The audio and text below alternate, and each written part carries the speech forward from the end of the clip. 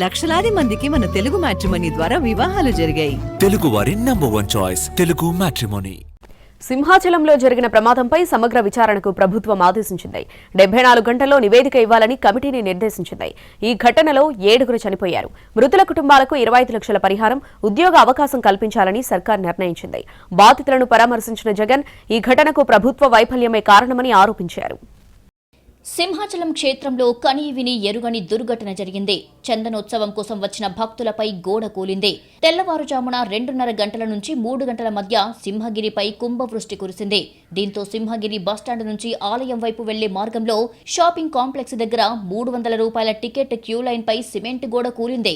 ఈ శిథిలాల కింద చిక్కుకొని 7గురు చనిపోయారు. మరో 4గురు తీవ్రంగా గాయపడ్డారు.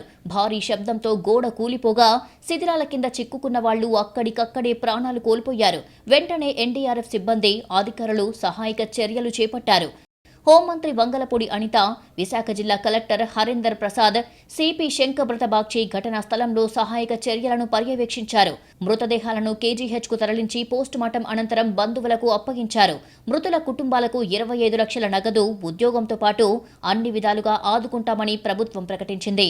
ఈ ఘటనను తీవ్రంగా పరిగణించిన సీఎం 3 సభ్యులతో కమిటీ ఏర్పాటు చేశారు. 74 గంటల్లో నివేదిక సమర్పించాలని ఆదేశించారు. ప్రమాదం జరిగిన తీరుపై విచారణ జరిపించి క్రిమినల్ చర్యలు తీసుకుంటామని హోంమంత్రి అనిత చెప్పారు. ప్రాథమిక నివేదిక ప్రకారం ఆ వర్షం ఏదైతే వచ్చిందో వాటర్ అంతా కూడా ఆ లూజ్ సాయిల్ మూలన వాటర్ అంతా కూడా కొంచెం లోపల దిగి ఆ గోడ కూలింది అన్నది ఒక ప్రాథమిక సమాచారం ప్రకారం వచ్చిన నివేదిక. గవర్నమెంట్ కూడా చాలా సీరియస్ గా ఉంది. అన్ని కోణాల్లో నుంచి కూడా మేము విచారణ జరుపుతాం. ఎవరైతే బాధ్యులు ఉన్నారో బాధ్యులు కఠినంగా శిక్షించే ప్రక్రియ గవర్నమెంట్. చనిపోయిన వాళ్ళు ఒక్కొక్క మృతుడికి కూడా 25 లక్షల రూపాయల ఎక్స్గ్రేషియా ప్రకటించడం జరిగింది. దాంతో పాటు ఆ కుటుంబంలోని ఒకరికి ప్రభుత్వ ఉద్యోగం ఇవ్వడానికి కూడా ఈరోజు గవర్నమెంట్ కూడా సిద్ధపడింది. మృతుల్లో మధురవాడ ప్రాంతానికి చెందిన 4గురు ఒకే కుటుంబ సభ్యులు కావడం మరింత విషాదం నింపింది. వీరిలో సాఫ్ట్వేర్ ఉద్యోగులైన దంపతులు పిళ్ల ఉమామహేశ్వరరావు, శైలజ, ఆమె తల్లి పైలా వెంకటరత్నం, మేనత్త గుజ్జరి మహాలక్ష్మి ఉన్నారు. ప్రమాదానికి కారణమైన గోడ నిర్మాణంలో నాణ్యత లోపాలు, నిర్వహణ, అలసత్వం స్పష్టంగా కనిపించింది. ప్రమాద బాధితులను వైజాగ్ వెళ్లి పరామర్శించారు వైఎస్ఆర్సీపీ అధినేత జగన్మోహన్ రెడ్డి. 6 రోజుల క్రితమే గోడ కట్టడం ప్రారంభించి 2 రోజుల కిందటే పూర్తి చేశారని విమర్శించారు జగన్. 6 రోజుల కిందట గోడ కట్టడం మొదలు పెట్టారు. 2 రోజుల కిందట గోడ పూర్తి చేశారు. ఈ గోడ కట్టే దాంట్లో ఎక్కడా కూడా కాలమ్స్ ఎక్కడా కనిపించవు.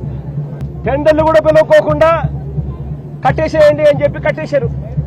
మరి చందనోత్సవం పలానా రోజు జరుగుతుంది అని చెప్పి తెలిసినప్పుడు ఈ గోడ కట్టించే కార్యక్రమం ముందే ఎందుకు మొదలు పెట్టలేదు అని అడుగుతా ఉన్నా. ఏటా అక్షయ తృతీయ నాడు వరాహ లక్ష్మీ నరసింహస్వామి భక్తులకు నిజరూపంలో దర్శనమిస్తారు. స్వామివారిపై ఉన్న చందనాన్ని వెండి బొరిగలతో అత్యంత సున్నితంగా వేరు చేశారు. నిజరూపంలోకి వచ్చిన స్వామిని చూడ్డానికి భక్తులు భారీగా తరలివస్తారు. ఇలాంటి సమయంలోనే జరిగిన ప్రమాదం విషాదాన్ని నింపింది.